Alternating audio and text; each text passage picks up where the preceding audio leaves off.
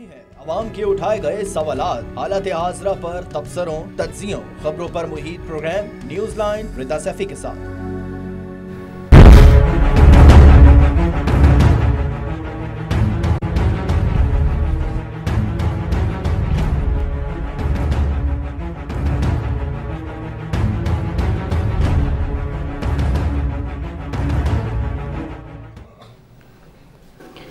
अस्सलाम वालेकुम, मैं हूँ रिदा सैफी। नाजरीन, कराची पैकेज पहले 162 अरब और अब 1100 अरब रुपए, लेकिन क्या कराची पैकेज पर काम अब होगा?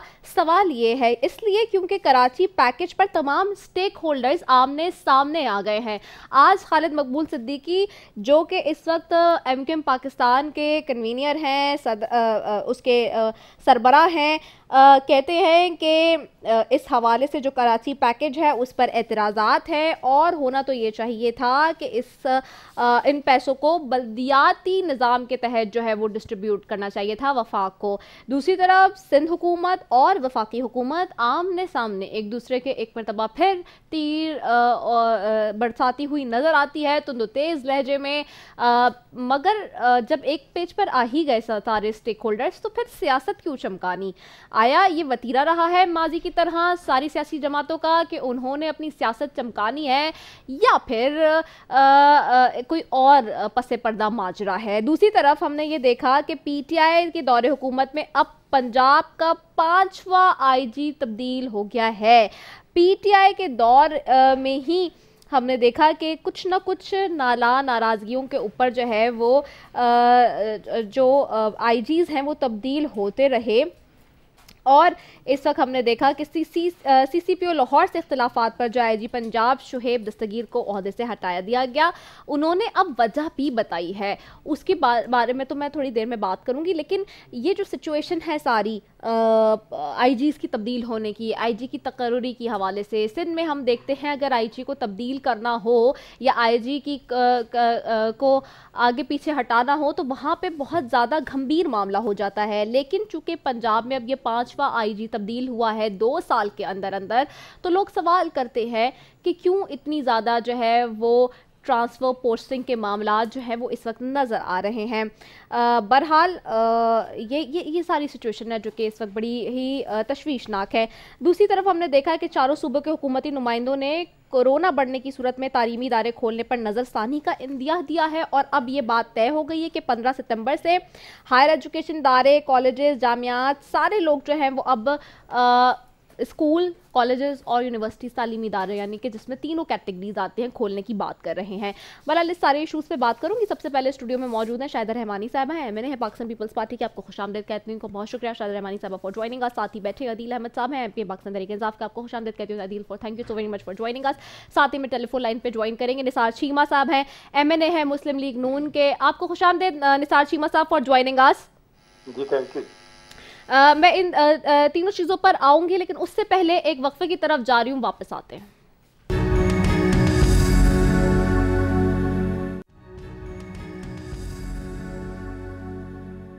वेलकम बैक नाजरीन। मैं सबसे पहले शायद आपकी तरफ आऊँगी, बताइएगा कराची पैकेज पे पहले जिस तरह से हमने देखा 162 अरब रुपए की और अब 1100 अरब रुपए की बात हो रही है। जब सारे स्टेक होल्डर्स एक जगह पर पहुँच गए, बैठ गए, तो अब क्यों तकरार है आमने सामने? अब जाहिर सी बात है उसका आज बता भी दिया ब्रेक आउट के किस तरह से कौन कौन से जो चंक्स होंगे। प्लानिंग एंड डेवलपमेंट ने जिस तरह से आज दिखाया भी है कि प्रेस रिलीज शाया भी कर दिया है और बता भी दिया है कि कितना पैसा कौन से प्रोजेक्ट पे लगेगा। तो इसके बाद तो अब मेरे ख्याल से मुतमईन होना चाहिए, और ये क्यों आपस में कन्फ्यूजन एक नज़र आ रही है? बहुत शुक्रिया रिदा। सबसे पहली बात तो ये कि कन्फ्यूजन तो कहीं नहीं है। कन्फ्यूजन असल में आप देखें कि 700 अरब रुपए का तो पाकिस्तान का टोटल बजट आया और 1100 रुपए का प्राइम मिनिस्टर अनाउंस करके गए। उसमें उन्होंने 802 अरब रुपए वो जो सिंध हुकूमत ने अपने पहले ही अनाउंस कर चुके हैं, जो उनका तरक्याती बजट है और जिसको पहले ही हमने अनाउंस कर दिया था। अब वो तो सीधा सीधा आ गया ना कि उसमें से 300 अब बचता है ना, तक 298। उसके बाद 163 वो जो प्राइम मिनिस्टर ने पहले अनाउंस किया था कराची पैकेज का, जो कि अब तक मिला नहीं है। अगर उनको शामिल कर लें तो अब टोटल हम ये कह सकते हैं 298, यानी 298 बिलियन रुपीस का प्राइम मिनिस्टर ने अनाउंस किया। और अच्छी बात है, अनाउंस किया, होना चाहिए, ठीक है। सिंध और विफाक मिलके काम करेंगे, हमें तो कोई एतराज़ नहीं, लेकिन बात को जिस तरह आपने कहा क्लियर होना चाहिए, हमने तो क्लियरिटी बयान की थी कि उसमें सिंध में वो तमाम जारी तरक्याती जो काम थे उनको भी शामिल किया गया। वो तमाम 802 अरब रुपए वो थे, और फर्स्ट डे ही बिलावल भुट्टो साहब ने बता दिया था कि ये इस तरीके का एक प्रोग्राम है। तो इसमें बजाय इसके कि हम बयानबाजी करें, जो चीज़ है, जो हकीकत है, जो रियलिटी है, उसे हमें तस्लीम करना चाहिए, बजाय इसके कि हम सारी चीज़ें जमा करके कहेंगे जी 1100 अरब रुपए का। 1100 अरब का कैसे कर सकते हैं? 700 का तो आपका जो है विफाकी बजट है, तो आप खुद सोचें कि 1100 अरब कहाँ से देंगे। तो ये वो सारी चीज़ें हैं। हम अपने तौर पे भी कोशिश कर रहे हैं। इस वक्त कराची जो है, पूरा सिंध, ख़ास तौर पे कराची, मीरपुर ख़ास, बदीन, ठट्टा, सजावल, दादू के जो हालात हैं हम सबके सामने कि एक नेशनल डिज़ास्टर है, और इसमें मिन हैसल कौम, कौमी यकजहती का हमें मुजाहरा करना चाहिए। सबको अपने अपने हिस्से का किरदार अदा करना चाहिए। हमें बड़े खुशी से 800 अरब आप कह रहे हैं सिंध गवर्नमेंट दे रही है। 802 अरब तो वो हैं जो सिंध गवर्नमेंट के ऑनगोइंग प्रोजेक्ट हैं और जो अनाउंस किया था, ये वो तमाम चीज़ें हैं। तो इसमें तो कोई कन्फ्यूजन है नहीं। अच्छा ठीक है, लेकिन एक चीज़ है, आज तो मुर्तज़ा वहाब कह रहे थे कि जी 750 अरब दिए हैं, जबकि 3 साल में सिर्फ 103 अरब रुपए ही देगा वफाक कराची पैकेज के लिए।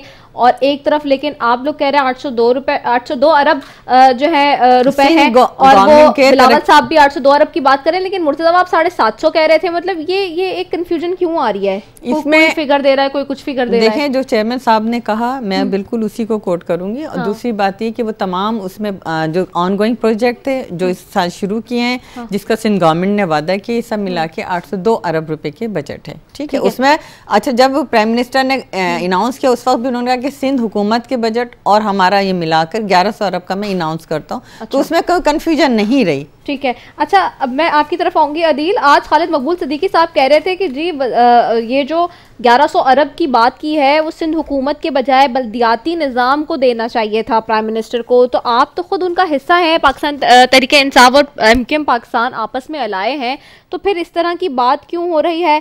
क्या जब सारे स्टेक होल्डर साथ बैठ रहे थे, तो क्या खालिद मकबूल सिद्दीकी साहब ने उस वक्त ये बात नहीं रखी?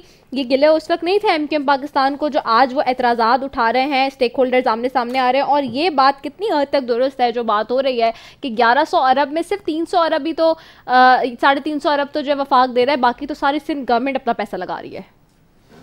बिस्मिल्लाहिर्रहमानिर्रहीम। बहुत शुक्रिया, आपने अपने प्रोग्राम में मौका दिया।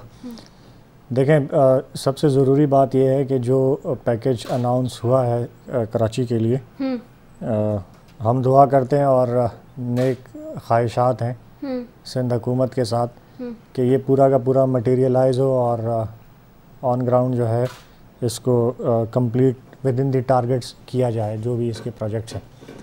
अच्छा, जहाँ तक बात इसके फंडिंग सोर्सेज की है, तो 1113 अरब रुपए का टोटल ये प्लान है, और उसमें से 72% जो फंडिंग है वो फेडरल गवर्नमेंट मुख्तलिफ सोर्सेज से कर रही है, और जो 38% फंडिंग है वो सिंध गवर्नमेंट कर रही है। बाकी जो भी चीज़ें टीवी पे आके कोई भी कहता है, दैट इज़ मिसलीडिंग। लोगों को जो है वो मिसलीड किया जाता है उसमें। सिंध हुकूमत एक 802 अरब रुपए के उसकी बात कर रही है कि हमने प्रोजेक्ट्स अनाउंस किए। सिंध गवर्नमेंट ने जो 802 अरब की ये जो प्रोजेक्ट्स बात कर रहे हैं, ये सारे के सारे जो इनके लॉन्ग टर्म उसमें हैं वो प्रोजेक्ट्स की ये बात कर रहे हैं। और सेकेंडली, अगर आप उस 802 अरब रुपए का वो देखें एलोकेशन या ब्रेकअप देखें, तो मेरे ख्याल से इस साल कोई 2 या 3 अरब उसमें एलोकेशन है। तो उस हिसाब से अगर आप उसकी एस्टिमेशन करें तो वो जो प्रोजेक्ट्स हैं वो 30 साल में भी मुकम्मल नहीं होंगे। तो ये लोगों को बेवकूफ़ बनाना छोड़ दें। फेडरल गवर्नमेंट ने एक सिंध गवर्नमेंट को हेल्पिंग हैंड बढ़ाया है, और कराची जो कि जिसको एक मासिव किस्म के डेवलपमेंट की ज़रूरत है, उसमें अगर फेडरल गवर्नमेंट हेल्प कर रहा है, तो बजाय पॉलिटिसाइज़ करने के सारे इशू को उन प्रोजेक्ट्स पे जो है वो तवज्जो दी जाए। मैं इसका थोड़ा सा ब्रेकअप बता दूं कि जो ब्रेकअप है इसमें देखें, सुप्रीम कोर्ट ऑफ पाकिस्तान का जो फ़ंड है बहरिया टाउन का जो हुआ था, उसमें से 125 अरब रुपए वो लगेंगे इसमें। फेडरल PSDP से 347 बिलियन लगेंगे और फेडरल गवर्नमेंट जो पब्लिक प्राइवेट पार्टनरशिप अरेंज कर रही है वो 260 बिलियन के। एनडीएमए के जो फंड्स हैं वो 7 बिलियन के लग रहे हैं इसमें। गवर्नमेंट ऑफ सिंध का जो एडीपी है वो है 269 बिलियन का। यानी कोई भी आगे अगर टीवी पे मिसलीड करे तो उसमें नहीं आना चाहिए। 269 बिलियन का सिंध गवर्नमेंट का इसमें पीएचडीपी है। अच्छा।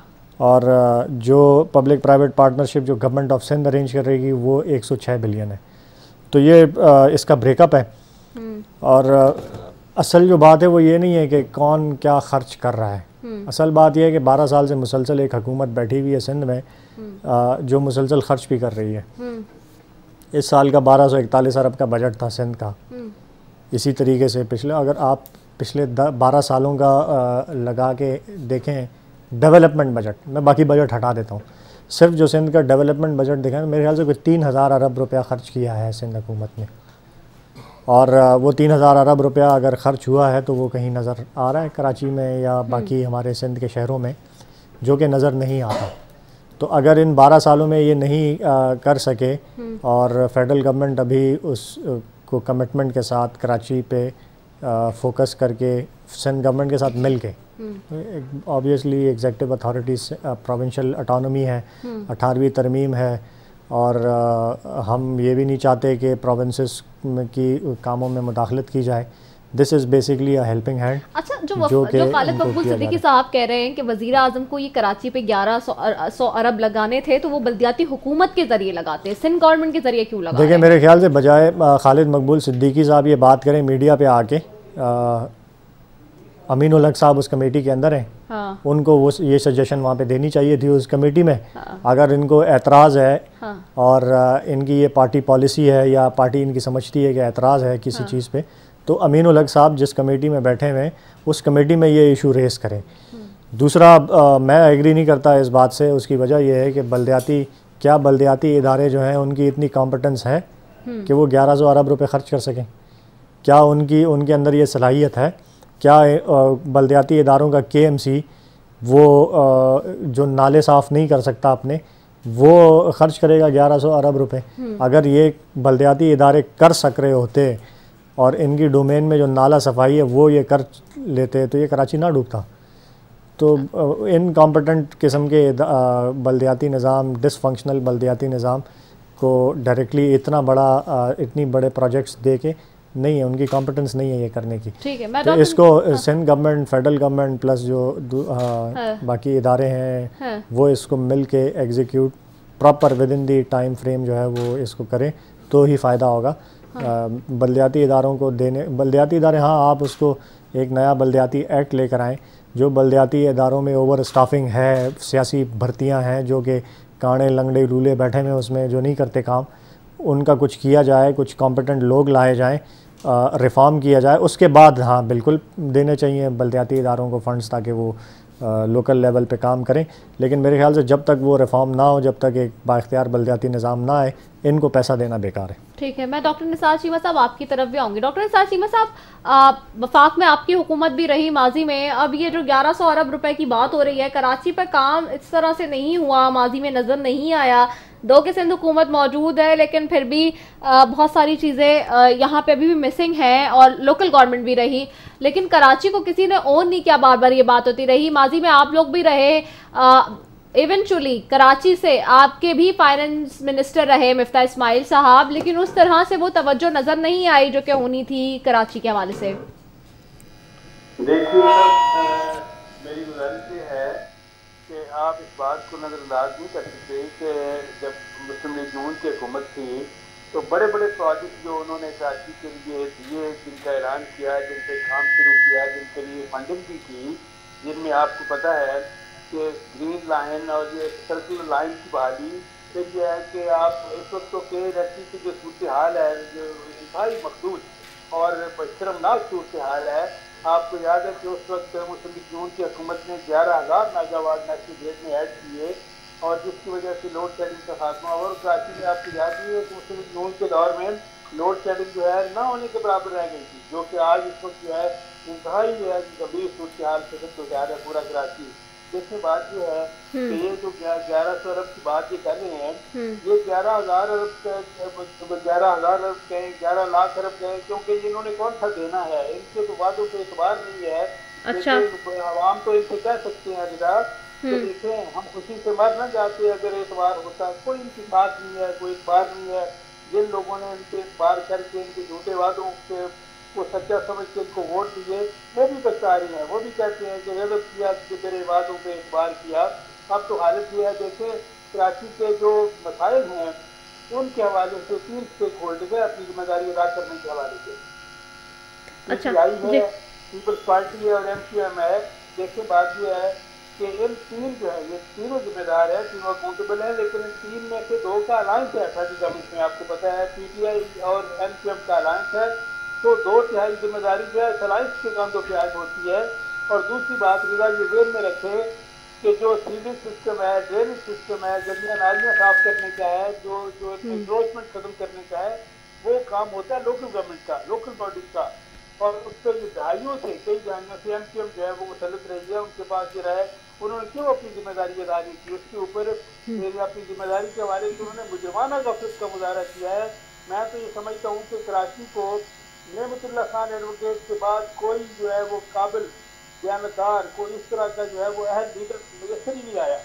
और जो भी आए हैं MQM की क़यादत में से जो भी लोग आए हैं वो सियासी बाजी के, उन्होंने कराची के अवाम के मसाइल हल करने में कोई दिलचस्पी नहीं, बल्कि ये मसाइल वो पैदा करते रहे, मसाइल हल उन्होंने क्या करते थे।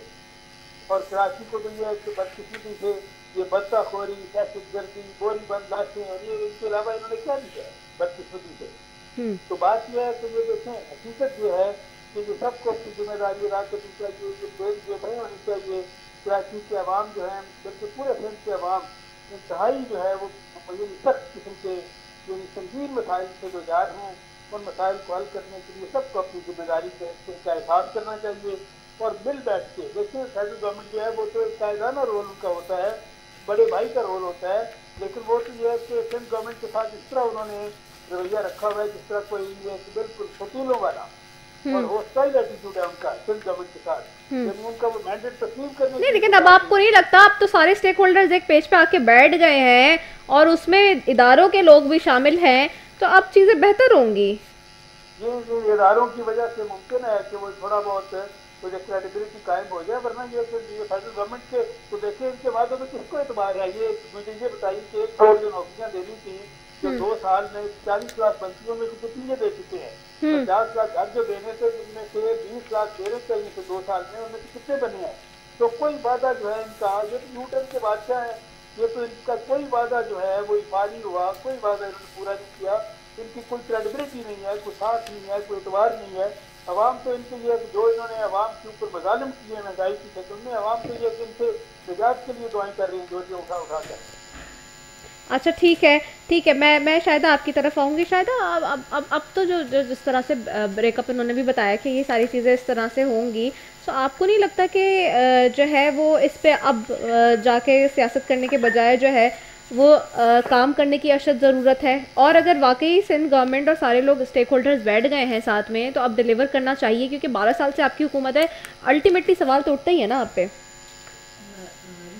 बार बार एक बात को दोहराया कि जी 12 साल से हुकूमत है और 12 साल से होकर हुकूमत है, तो अवाम ने ये मैंडेट हमें दिया, आपने नहीं दिया या किसी और ने हमें नहीं दिया, ये अवाम ने मैंडेट दिया है, तो हम हुकूमत कर रहे हैं। और जमहूरियत का ये हुस्न है कि अवाम के जो काम करता है उसी को अवाम दोबारा मुंतखब करते हैं। अल्हम्दुलिल्लाह पाकिस्तान पीपल्स पार्टी की सिंध में तवातुर के साथ अगर हुकूमत बनी तो हमने काम किया। आज हमारे सिंध के अंदर जो हेल्थ के बड़े बड़े मराकज़ कायम हैं, जिसमें पूरे पाकिस्तान से ऑल ओवर द वर्ल्ड से लोग आते हैं, अपना इलाज कराते हैं, लाखों रुपए का इलाज फ्री ऑफ कॉस्ट होता है। ये तो आपने भी देखा है, NICVD कराची हो या गंबट हो या सखर हो, आपने तमाम इदारों को खुद विजिट किया है। इसी तरह गंबट में जो लीवर ट्रांसप्लांट है वो एक बेहतरीन मिसाल है, जैसे दुनिया भर में सराहा जा रहा है कि इंटरनेशनल मैार के वो हॉस्पिटल हमने बनाए हैं। तो सिंध हुकूमत वो तमाम फैसिलिटीज़ दे रही है, एजुकेशनल इंस्टीट्यूट बनाए हैं। कराची की आपने बात की तो कराची का आपको याद होगा कि 2 अंडर बाईपास बाईपासेस या 3 अंडर बाईपासेस बने थे,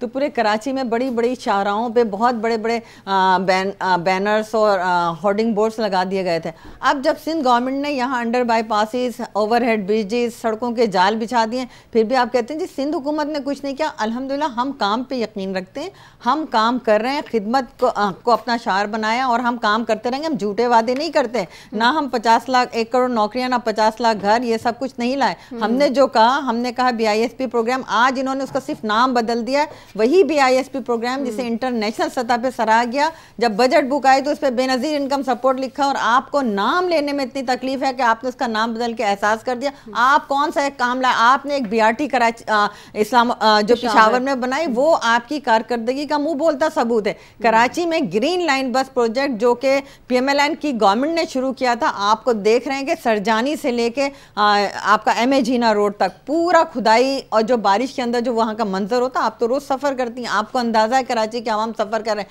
क्यों नहीं 2 साल से जायद का अरसा हो गया, आपने उस प्रोजेक्ट को कंप्लीट कर लिया। आप बातें तो बहुत कर सकते हैं, लेकिन काम आप कुछ नहीं कर सकते। ना 2 साल में आपने काम किया, ना मजीद 3 साल रह गए उसमें आप काम करेंगे। अब आवाम आपको जिस तरह आप सिलेक्शन करके आए थे, सिलेक्टेड थे, अब आवाम तो पहले ही बेजार थे और अब मजीद बेजार हो गए। अभी आपको बल्दियाती इंतखाबात में वो नताइज नजर आएंगे कि अगर सिलेक्शन नहीं हुआ तो वो सारी चीजें, क्योंकि आवाम ने देख लिया कि वो झूठे वादे जो कुछ लोग निकले थे, जिन्होंने लाइनें लगाई थी, आपने देखा डिफेंस के लिफ्टन हो भी रहे, सिंध गवर्नमेंट करवाने जा रही है। सबसे पहली बात तो ये, सबसे पहली रिदा हमने करवाया है, हम 71 से लेके आज तक जमहूरी सिस्टम तो अभी तक खड़े में सारे। मैं बीच में किसी के इंटरप्ट नहीं करती, तो मुझे मैं अपनी बात कंप्लीट कर लूं, ये इन लोग का वतीरा है। देखिए बल्दियाती इंतखाबात की बात रही तो अल्हम्दुलिल्लाह हमने, ये सिंध वाहिद सूबा था जिसने बल्दियाती जो मुद्दत है वो पूरी की। 2 साल पहले पंजाब, KPK, बलोचिस्तान कहीं मुद्दत पूरी नहीं हुई। हमने, और एडमिनिस्ट्रेटर भी हम सबसे पहले लगा चुके हैं। बहुत शोर हो रहा था एडमिनिस्ट्रेटर, आज तक पंजाब में नहीं लग सके, KP में नहीं लग सके, बलूचिस्तान में कोई जिक्र नहीं, लेकिन हमने वो काम भी कर दिया। अब डिलिमिटेशन भी हो रही है और अल्हम्दुलिल्लाह वो भी काम करा दें। आप में एबिलिटी नहीं है कि जो आप KPK और बलूचिस्तान और पंजाब में आपने उस सिस्टम को खत्म करके, जिसके बेस पर आप आए थे, कहते थे हम लोकल गवर्नमेंट को इम्पावर करेंगे, हम लोकल गवर्नमेंट सिस्टम लेकर आएंगे, आपने तो उसको आते ही खत्म कर दिया। ठीक है, मैं अदील मुझे बताइएगा, वजीर आजम साहब ने भी IG पंजाब के रवैये पे, मैं थोड़ा IG पंजाब पे भी चले जाऊँ क्योंकि पास टाइम कम है, रवैये पर नाराजगी का इजहार किया था, जराए ये बता रहे हैं। और अब 5वें IG पंजाब है जो कि चेंज हो गया, और एक CCPO से इख्तिलाफात पर हुआ है। CCPO इतना मजबूत आदमी हो गया कि जो है क्या कहते हैं वो उसके पीछे जो है एक पूरा IG पंजाब को ही हटाना पड़ा शोएब दस्तगीर साहब को, क्या वजह बनी? देखिए मैं पहले तो उस पर रिस्पॉन्ड कर दूं, बल्दियाती निज़ाम और बाकी चीज़ों की काफ़ी तनकीद हुई। देखें फेडरल गवर्नमेंट ने अभी तक जो कराची में किए प्रोजेक्ट्स वो भी, और आइंदा का जो है वो कैसे कंप्लीट होगा। मंगोपीर रोड देख लें, फेडरल गवर्नमेंट ने कंप्लीट किया, अभी तक कंप्लीट नहीं है। मैंने अभी बारिश वाले दिन विजिट किया, यकीन करें मेरी गाड़ी का जो हाल हुआ, पूरा आधा रोड इन्होंने बनारस तक से पहले लाके उसको छोड़ दिया, पूरा इनकम्प्लीट है। जब आप गलत बात करेंगे, इंटरप्ट कर रही है बीच में, मैं आपकी बारी में नहीं कर रहा। अच्छा चल, किया था ना जब तो मैंने। हाँ चले। अच्छा, मंगोपीर रोड पूरा कंप्लीट हो गया मेरे ख्याल से, गई नहीं है मैं भी रिसेंटली, मैं अभी घूम कर आई हूँ, 4 दिन पहले मैं गया, उस रोड से गया था। अच्छा। मंगोपीर रोड बनाया, कल चैलेंज कर लें, मैं आपको साथ लेके चलती हूँ, मैं आपको दिखा देती हूँ। मैं आपको भी दिखा, कल का कर लें, ठीक है, सही कर लेते हैं। हाँ चले। हाँ, निश्तर रोड जो है उसके फ्लाईओवर्स, निश्तर रोड वो चल रहा है। ग्रीन बस पे जो है वो कंप्लीट होने वाला है, ग्रीन बस का प्रोजेक्ट वो वफाक फेडरल गवर्नमेंट कर रही है। फिर आपका जो हमारे ये KPT से लेकर पिपरी तक जो फ्रेट कॉरिडोर बन रहा है, उसकी रेलवे की अपग्रेडेशन तो KCR का उसमें होगा इंक्लूडेड, ये फेडरल गवर्नमेंट करने जा रही है। फिर ये जो इस वक्त करंट मैं आपको सिचुएशन बताता हूँ, हर कॉन्स्टिट्यूंसी में कराची की हर कॉन्स्टिट्यूंसी में फेडरल गवर्नमेंट के SDG फंड से 40-40, 50-50 करोड़ का काम हो रहा है। जो सीवरेज की नई लाइंस डल रही हैं, पानी की नई लाइंस डल रही हैं, रोड्स का भी काम हो रहा है। तो ये सब जो है ये हम असिस्ट कर रहे हैं वाटर एंड सीवरेज बोर्ड को, ये हम असिस्ट कर रहे हैं सिंध के इंफ्रास्ट्रक्चर के जो बनाने की जिनकी जिम्मेदारी उनको हम असिस्ट कर रहे हैं, फेडरल गवर्नमेंट एडिशनल वो कर रहा है। तो ये आप देख लें। फिर ये जो अभी प्लान आया है ये इंशाल्लाह पूरा इम्प्लीमेंट होगा।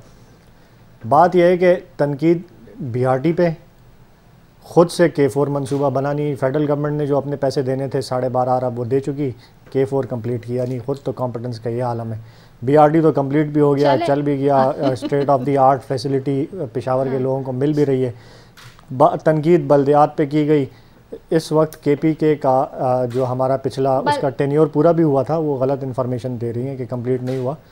KPK का जो बल्दियात का टेन्योर था वो कंप्लीट हुआ और कंप्लीट होने के साथ साथ वहाँ पे जो काम हुए हैं बल्दियाती गवर्नमेंट में KPK की तारीख में चले वो अभी बल्दियाती इलेक्शन की बहुत दूर तो बात है, अभी नहीं, अभी वो आगे आएंगे। तो मुझे IG पंजाब पे आ जाए थोड़ा सा। अगर तनकीद की जाए तो वो आप KPK में देख लें, सिंध कराची जैसे बड़ा शहर, उसमें रेस्क्यू की सर्विस नहीं है 1122 की।